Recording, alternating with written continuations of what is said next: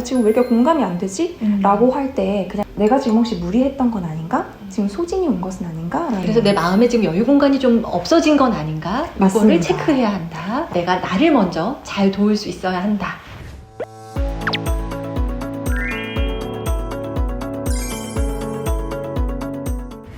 안녕하세요. 한국상담심리학회 홍보위원 최현정입니다. 안녕하세요. 상담심리사 1급 김수인입니다. 저는 지금 열심히 수련을 하고 있습니다.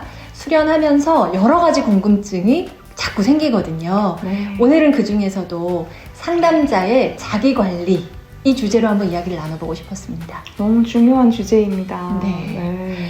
상담사로서 지금 사실 상담도 무척 많이 하고 계시는데 자기관리 어떻게 이루어지고 있습니까? 뭐랄까 전경에 게슈탈트에서 말하는 전경에 계속 올라와 있는 주제인 것 같아요. 제가 내담자들에게 이야기하듯이 자기관리를 저에게도 적용을 하려고 많이 노력을 하고 있는데 내담자에게 이야기를 할 때 그 이야기를 저희가 하잖아요. 신체적으로 좀 아픈 상태에서는 내가 정서 조절을 할 만한 에너지가 남아있지 않기 때문에 내가 아플 때 병원에 잘 가고 약 잘 챙겨 먹고 운동하고 잠 잘 자고 밥 잘 먹고 이런 것들이 중요하다라고 네. 이야기를 하면서 막상 이렇게 앉아서 계속 사람이랑 대화만 한다라고 제가 착각을 하고 경력 초창기에는 그냥 이게 내 마음 관리하고 좀 내 기분이 어떤가 이런 것만 살피면 되지 뭐 내가 밥 뭐 먹고 몇 시간 자고 이런 거 뭐가 중요해? 이렇게 생각을 했었거든요. 굉장히 중요하더라고요. 네, 우리가 내담자에게 네. 잠 몇 시간 주무셨나요? 맞아요. 식사 뭐로 드셨나요? 맞아요. 이런 거를 약간 꼬치꼬치 물어볼 때도 있잖아요. 그렇죠. 그런 만큼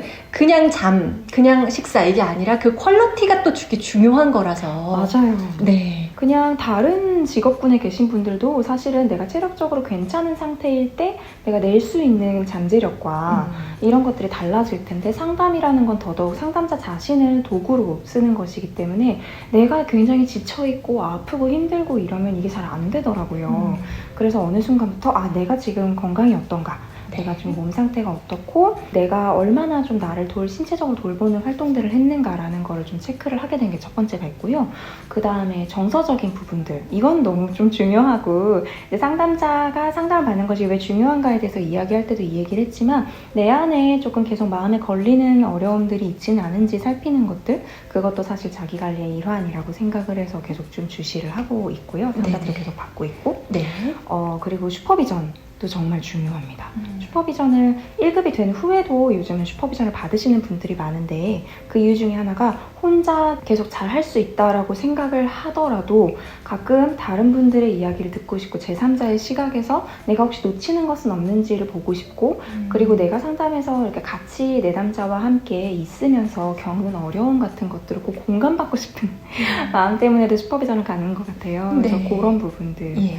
그리고 이런 것들이 선행이 된 다음이긴 하지만 어쨌든 사회적인 관계도 중요하다고 느껴요. 상담자가 대체로는 개인 상담을 하잖아요. 그러다 보니까 그냥 1대1인 상태에서 내담자 한 사람 만나고 또 내담자 한 사람 만나고 이렇게 되기 때문에 나 사람 많이 만났지라고 착각하기 쉬운데 개인 상담하는 동안은 사실 김지은이라는 내가 있는 게 아니라 상담자로서의 내가 거기 앉아있는 거잖아요. 그렇죠. 그래서 내가 실질적으로 사회적인 관계를 얼마나 맺고 있는가 얼마나 깊이 있게 주변 사람들과 좋은 관계를 맺고 있는가라는 생각을 했을 때 신경 쓰지 않으면 잘 안 되는 경우들이 있더라고요. 상담실 안에서의 삶이 전부가 되면 분명히 맞아요. 문제가 생길 수밖에 없는 것 같아요. 그럼요. 네. 이게 내담자들도 회사에서 퇴근했는데도 집에 와서 앉아있는데도 회사 일이 머릿속에서 떠나지 않아요 하시는 분들에게 경계 설정을 하셔야 됩니다. 이게 선을 그으셔야 됩니다 라고 이야기하잖아요. 상담자도 사실 마찬가지여서 네. 상담실에 있는 상담자로서의 나도 있고 그게 나인 건 맞지만 그게 나의 전부는 아니기 때문에 네. 그런 것들 계속 의식하고 자각하고 있는 게 필요할 것 같습니다. 네. 그래서 상담실에서의 관계뿐만 아니라 사회적으로 좀 공감받는 관계, 다른 상담사 동료들하고 뭔가 확실하게 유대감 같은 게 있잖아요. 네. 그런 교류 안에서도 많이 소진을 회복하고 이런 경험을 하나요? 매우 많이 합니다. 네. 저는 좀 늘 믿을 만한 동료들이 있었는데 너무 감사한 행운이라고 생각을 하지만 지금도 함께 일하는 선생님들하고 같이 매주 격주 이렇게 저희가 전체 회의를 하는데요. 전체 회의에서 반드시 모든 상담 선생님들이 어떻게 지내고 있는지, 잘 지내고 있는지, 조금 신체적으로도 정서적으로도 어떻게 잘 돌보고 있는지를 체크를 꼭 해요. 네. 근데 그런 시간들에서 나 한 주간 별일 없었는데 라고 생각을 했다가 회의 중에 울기도 하고 내가 이렇게 나의 삶에서 놓치고 있는 부분들이 있었네라는 걸 주기적으로 함께 점검할 수 있는 동료들이 있다는 거 네. 그게 너무 많이 도움이 됐었고요. 네. 네. 그리고 사실 상담에서 조금 역전이라든지 아니면 상담 자체의 그 내담자의 고통이 너무 커서 내가 너무 이 내담자가 괜찮았으면 하는 마음 때문에 힘들 때가 있잖아요. 그런 부분들을 사실 다른 가족들이라든지 친구들에게 이야기하기는 어려운 부분이고 윤리적으로도 그러면 안 되고 그러다 보니까 상담자들 사이에서 이해받을 수 있는 상담자들 사이에서 함께 이야기를 하면서 그것들이 내 개인적인 삶까지 침투하지 않도록 두는 것이 네. 매우 중요하고 필요했던 것 같습니다. 너무 도움이 많이 됐었어요. 상담자라고 하면은 많이들 우려하는 부분이 이런 게 있어요.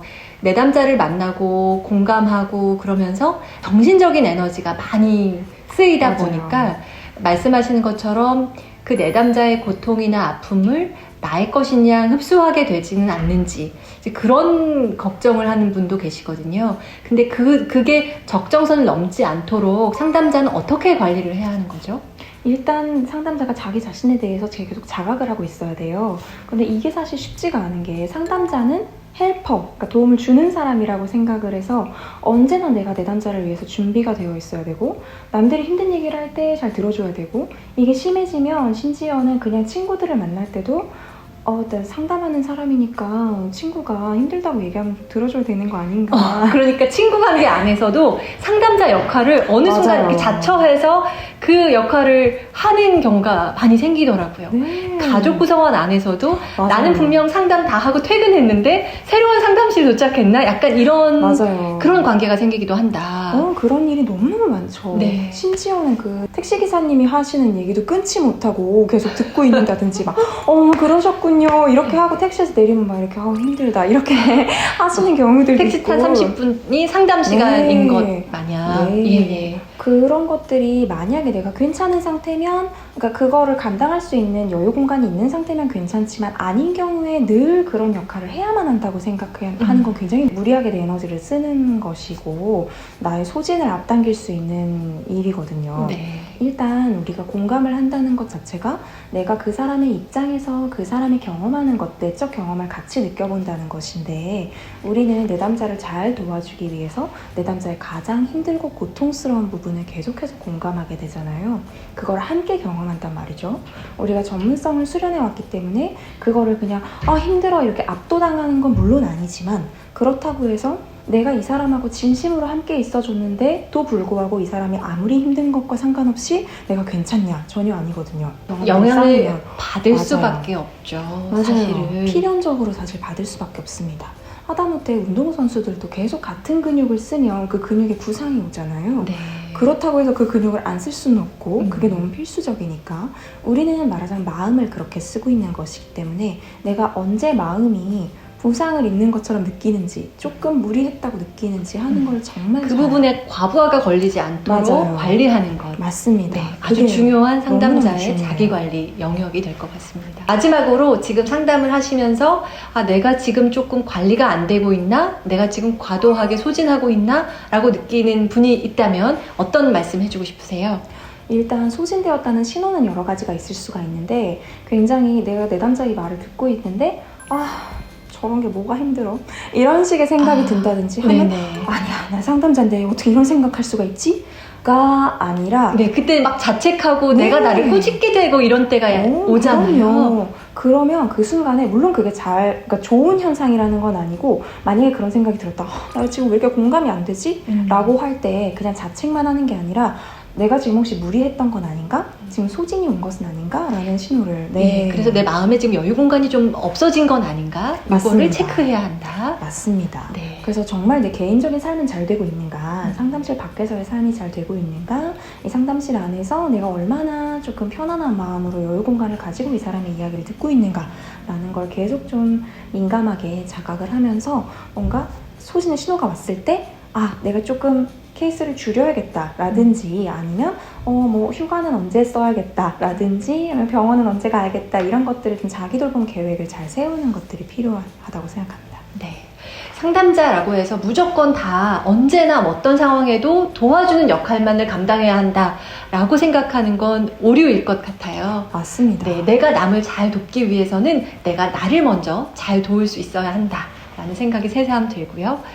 상담자로 일하시는 모든 분들에게 자기관리 꾸준히 하실 것을 권해드리면서 오늘 이야기는 여기서 마치겠습니다. 함께해 주셔서 고맙습니다. 감사합니다. 감사합니다.